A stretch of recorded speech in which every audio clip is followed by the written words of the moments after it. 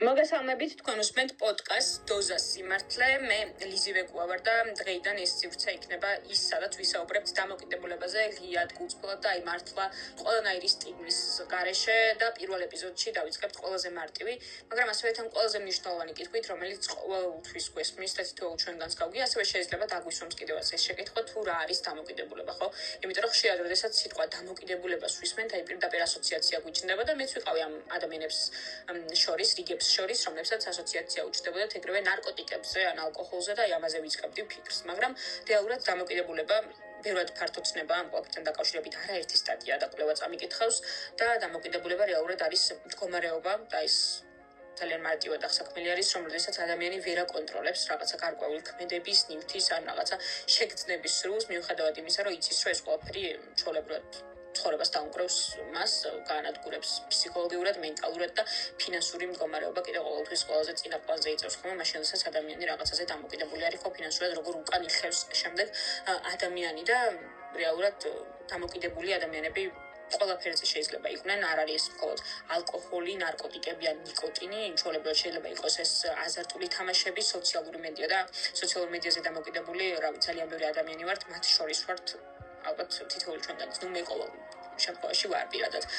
ასევე ვიდეო თამაშები და ვიდეო თამაშებზე ძალიან ბევრი ახლა თინეიჯერობის ასაკში მყოფი ადამიანი არის, ჩემი ახლობლებიც, მეგობრებიც, მათ შორის დები და ძმებიც და კიდევ ჩემს გარშემო არიან ადამიანები, რომლებიც აი ემოციურ რაღაცებზე არიან დამოკიდებული, მაგალითად, რავი, ყურადღების მუდმივი საჭიროება. ამიტომ დამოკიდებულებაზე როცა ვსაუბრობთ, უნდა გაგვიჩნდეს ასოციაცია, რომ მაინც და მაინც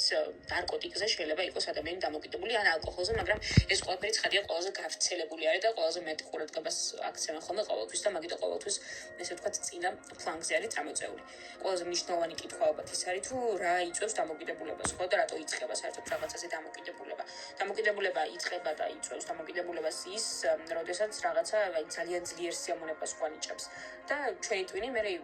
ამას ჩვეულებრივად იღებს, რომ აი ხო რა ეს ყველაფერი აინჭებს სიამონებას, ამიტომ ეს მომინდება, ესეთი რაღაცა არის რა. და ყველაფერს ეწოდება საჩუქრის სისტემა, როდესაც რაღაცა გვიხარია, ტვინი გამოყოფს შემდეგ დოპამინს, ეს არის ქიმიური ნივთიერება და ეს ყველაფერი გვაგზნობინებს სიამოვნებას და ტვინი იმახსოვრებს. ამიტომ მე მომინდება ახლა მაგალითად აი ცუთხასიათზე რო ვარ დაავდგები და ვიტყვი რომ უი მოდი დღეს საღამოს დავვლევი, იმიტომ რომ ეს ყველაფერი გამახარებს, მე ჩემი ტვინი ამას რო სისტემატურად ვაკეთებ და რაღაცა იმახსოვრებს და მე უკვე მეუბნება რომ იცი რა დღეს დალიერო, კარგად იყო. თუ რაღაცა ეგეთი, იგივე არის სიგარეტიც, ხო სიგარეტს რატო ეწევიან ადამიანები, რომ რაღაცა მოისუნთქებენ და სტრესს მოუხსნის, თუ რაღაცა ეგეთი, ხო რეალურად არანაირი სტრესს არ გიხსნის, უბრალოდ შენი ტვინი გაჯერებს მაგას და სიხარულს გამოყოფს, რომ ვითომ სტრესი მოგეხსნა. თორე რეალურად დამოკიდებულებაზე პრობლემა არა იმიტომ რომ რაღაცა მიხარია მაგითო იწყება, არამედ აი რაღაცნაირად ყოველთვის იწყება ხოლმე მაშინ, როდესაც რაღაცა ვაწუხებს, ხო? აი რაღაცაზე დამოკიდებული ადამიანი ხდება, იმიტომ რომ რაღაცით გადაფაროს. ხო და ამ ყველაფრის უკან, დამოკიდებულების უკან, მეცნიერების, ფსიქოლოგების კვლევების მიხედვით არის ყოველთვის ყველაზე ხშირად სტრესი, მარტოობა, ტრავმა, ასევე ფსიქოლოგიური ტკივილი, ან უბრალოდ იმის სურვილი, რომ აი ცოტა ხანი გავექცევი ამ რეალობას და ამოვისუნთქებ და ამიტომ აი რაღაცა ან მარიხუანას მოვწევ, ან ალკოჰოლს დავლევ, ან რაღაცა აი ესეთი რაც სული ჩვევები, ვითომ რომელიც გშველის. ხო და